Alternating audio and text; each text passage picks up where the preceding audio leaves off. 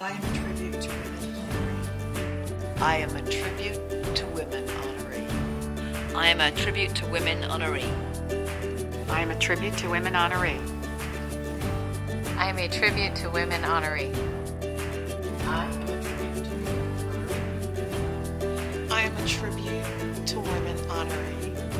I am a tribute to women honoree.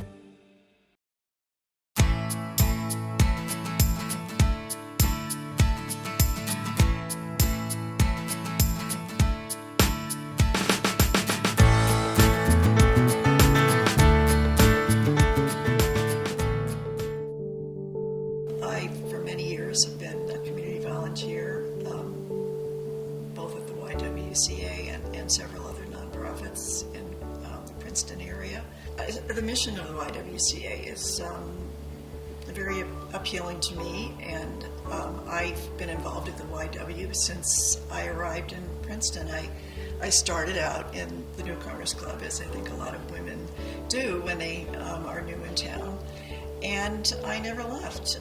I am the president and CEO of the New Jersey Healthcare Quality Institute, and through our work we improve the quality and safety and affordability of healthcare here in New Jersey. I do what I do because I'm passionate about making healthcare better and more affordable for people and really improving the lives of people in New Jersey. I am the executive director of the Trenton Circus Squad. I've always been really fascinated in the power of the arts and creativity to draw people together. And when people build trust, they can solve a lot of other problems together. I work on anti-racism. I do that through an organization called Not in Our Town, Princeton. Racism. I see how it harms people. And I also understand how it robs our country. I own a government relations and public affairs firm in West Trenton, New Jersey, and I am a board of director member for CASA, which is Court Appointed Special Advocates of Mercer and Burlington. I do what I do because I think it's a responsibility of mine to give back every day to those that don't have the same opportunities that we have. My role is chairman of the campaign for Building for the Future for the Princeton First Aid and Rescue Squad. After my husband was stabbed in 2003, Princeton First Aid and Rescue Squad came to his rescue, and after his death during Hurricane Sandy in 2012, I decided that I would be happy to help them. I am the Vice President for Community and Government Affairs at Thomas Edison State University. I find it to be my responsibility, but also my passion as a woman of color to help not only erase racism and progress women, but want to ensure that there are opportunities offered for not only people of color, but women. I work for NJM Insurance Group. Today I'm the Chief Underwriting Officer and the first female member of the executive leadership team. The company I work for is part of the solution, if you will. They recognize achievements, they recognize skills and accomplishments regardless of gender or race, and that's how it should be.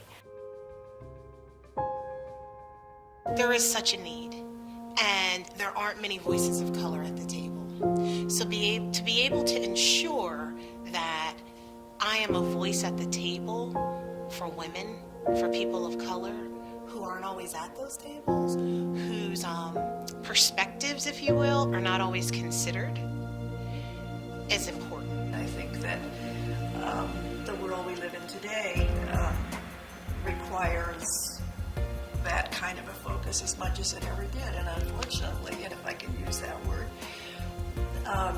we have not gotten to a place where these issues have been addressed and dealt with to the extent that they should be.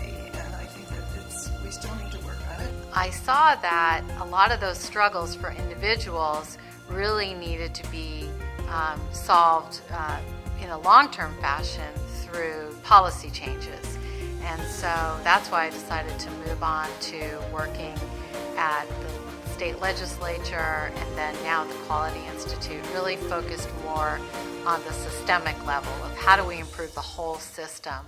And recognizing that there were very few opportunities for youth in that area to be in a safe place after school, to make more of themselves, to find what they loved, to connect with each other, to run something, to own something, to feel powerful. I have to say, it was my mother. She was a great example to me for getting involved in the community and doing volunteer work. And I think that I just absorbed that growing up. And, when I had the opportunity to do the same thing. I've been inspired by, first of all, my family. I'm part of a multiracial family. I'm married to a white man, but our children are all of African descent, and I have grandchildren of African and Asian descent, so I have my family. Shirley Satterfield, I have to say, first and foremost, has been an inspiration in her dedication to the work of making the history of the Princeton African American community known. My mother and father, who both have passed on, were amazing people. I have a few women who have been so committed to my professional and personal success. Paulette Flagg, Amy Mansue, Sonia Delgado in particular, who have had those early morning conversations with me on here's how you really need to think about this, right? Sometimes when I didn't want to hear that, but I needed to hear that, right? Women who've inspired me are perhaps the obvious. My mother, my husband's mother, who are wonderful human beings, and then I see my own two daughters inspire me every day with the work that they're doing, and then my son is a terrific inspiration as well. But I guess the number one reason that I'm in the position I'm in now is because my husband was a huge inspiration to me, and had a wonderful 33-year marriage, and to be able to carry on some of the work that was important to him is really meaningful to me. My parents in particular are immigrants from another country. They instilled in me a work ethic that was, you work hard and you do right by other people, and great things will happen. And they have inspired me my whole life.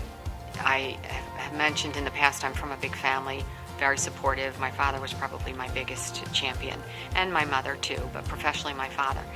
If I were to mention any names from a professional experience, the person who's probably made me the toughest is probably Bernie Flynn, the former CEO of NJM.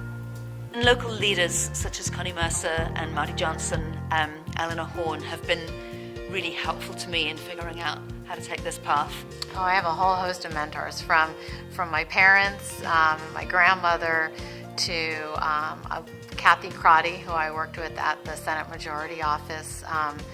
I worked for Commissioner Goldman at Department of Banking and Insurance, who is one of the smartest people I ever worked with. And an old-time Mercer County lawyer, Joe Markowitz, who was probably one of the most compassionate people. The mission of the Y is, to me, very important to communities. I see the Y as a thread in the fabric of the community that is a support system for those who don't have the same opportunities as others. The work that the YWCA does helps to ensure that we're progressing towards what's only right, and ensuring that they have an opportunity and a chance just like everyone else. I've learned that if you bring more people to the table, you end up with something better. And I think eliminating racism and empowering women only gets us there. And I think the mission is an excellent mission, and one that we should all be proud to be part of. I would like to just see us do a lot better with those issues. We just have to keep trying. I just do what I think is important in the town of Princeton and give back where I can, and sharing the importance of taking care of one another, male, female, white, black, and colors, any size, any shape. I'm happy to do that. I can be really conscious of my own role and my own power as a gatekeeper, and try to help elevate the voices of people of color, to draw people's attention to disparities, and then get out of the way and let people of color lead. I spend essentially all my waking time thinking about racism and ways to face it, reading about it, educating myself, speaking about it, teaching about it. The advice I'd give someone that wanted to follow in my footsteps is don't be afraid to take small risks. Even if you fail, you still learn from that. And I've learned that risks are the way you advance yourself and the things you care about. To create your own path.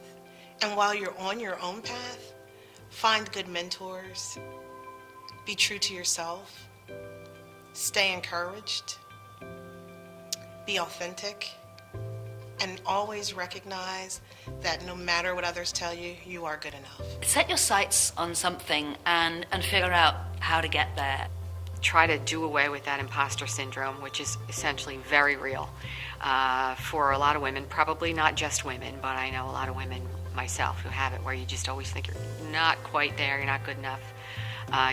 You're in the room, but you might not think you should be there, and that's a lot of wasted energy.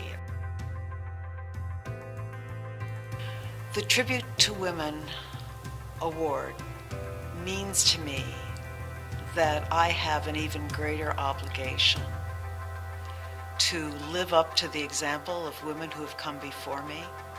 Having this honor means a lot to me. I've been going to the YWCA and I see every day the fantastic work they do for women and children and families throughout Mercer County, and so to be part of that legacy it's really means a lot to me, and I'm honored. It's an incredible honor, but I think it also validates the importance of doing volunteer work in the community.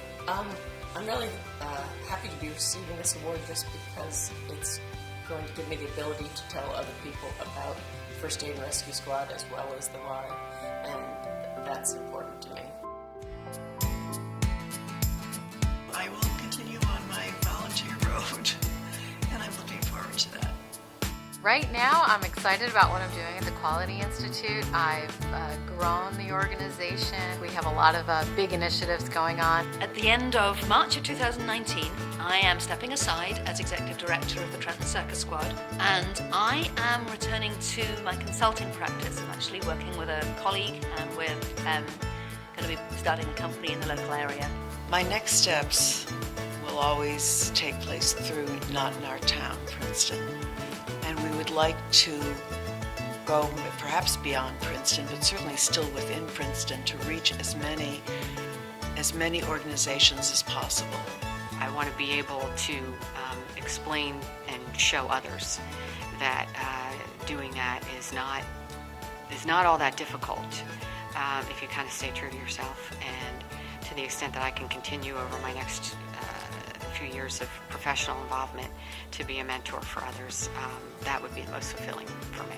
Trying to be a good role model for my daughters and for other women, and show that you just work hard and have confidence and try to surround yourself with positive people who believe in you, and you can do it. I look forward to continuing to help organizations that intrigue me and inspire me. And I'm not sure what those will be, but I always look forward to volunteering wherever I can and growing that way. We'll have to wait and see. No matter what I do next, it will be something where I am serving others, where I'm advocating for others. As I said, without labor, we don't prosper.